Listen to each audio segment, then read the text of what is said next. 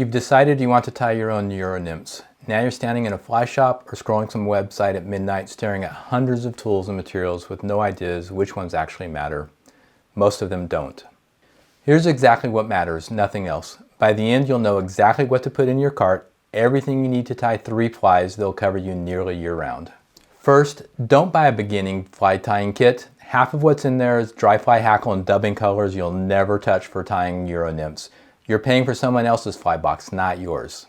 Here's exactly what you need, starting with tools.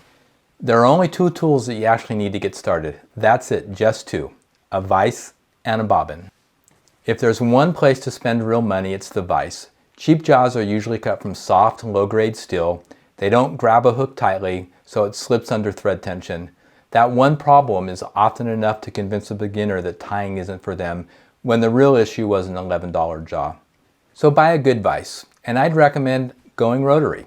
Just know that budget rotary vises often don't actually rotate true. They wobble off axis or bind up instead of spinning in a smooth circle, which defeats the purpose. I've used the Renzetti Traveler 2000 for years, and it's handled everything from size 22 midges to 4/0 saltwater flies. It runs about $230, which sounds like a lot until you realize it's probably the last vise you'll ever need to buy. The vise is the one place where going cheap actually costs you. For the bobbin, keep it simple. Just get one with a ceramic tube like the Dr. Slick ceramic bobbin, so your thread doesn't fray as it feeds through. That runs about $18.50. That's all you need to get started tying. You can whip finish by hand instead of buying a tool for it, and any pair of scissors that'll cut thread works fine to start. You can get started without any of these, but they'll make things noticeably easier once you're a few flies in. Grab a dedicated pair of fly tying scissors. The Dr. Slick all-purpose runs about $20. A whip finishing tool for about $11.50, and a bobbin threader for putting the thread through the bobbin, about $8.50. Instead of getting a dubbing spinner to create the CDC collar on the blowtorch, we're going to learn the split thread technique. Split the thread, load in your material, and twist the bobbin to spin it tight.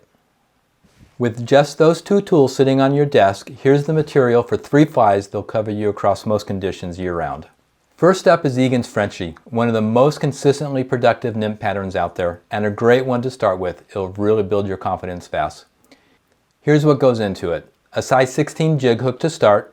I use the Fooling Mill Jig Force, and I'll tie these anywhere from a 14 down to a 20 depending upon the water. A pack of 50 runs to about $16.50. For the bead, a 3.3 or a 2.8 millimeter gold tungsten bead, also around $24 for 50. For thread, just some red UTC and 70 denier, just $2.50. Then you'll need some CDL feathers for the tail at $13. Muscat gray pheasant tail for the body at $7.50. Some copper wire for ribbing at $2.50. And a pinch of chartreuse eye stub for the collar at $4 rounds it all out. Lance's original is tied with shrimp pink eye stub, but I found chartreuse to be really effective on my waters. Not traditional, but it works. The hooks and beads come in packs of 50, but everything else here ties dozens and dozens of flies. You're nowhere near using it all up in one batch. Next up is the blowtorch, Devin Olsen's take on a European tag nymph pattern, and one of the best searching flies out there. The good news is you're reusing the same hook from the Frenchie. Here's what you add on top of that. Some copper colored tungsten beads for about, again, $24. Some fluorescent orange UTC 70 denier thread for, again, $2.50. Some fluorescent orange glow bright for the tag at $6. Some peacock black eye stub for the body, again at $4. And a bit of sulky pearl metallic thread for the ribbing at about $2.50.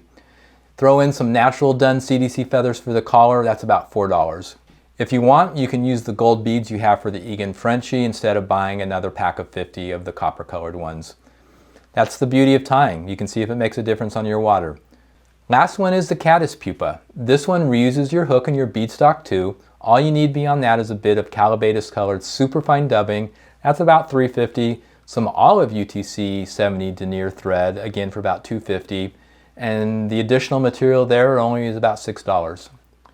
Let's add it all up. Vise and bobbin, the only 2 tools you actually need, comes to about $250. If you want to save some money here, skip the rotary vise and go with a fixed one instead. Just don't go cheap on the quality of the jaw itself. That's the one place you really want to spend some money on.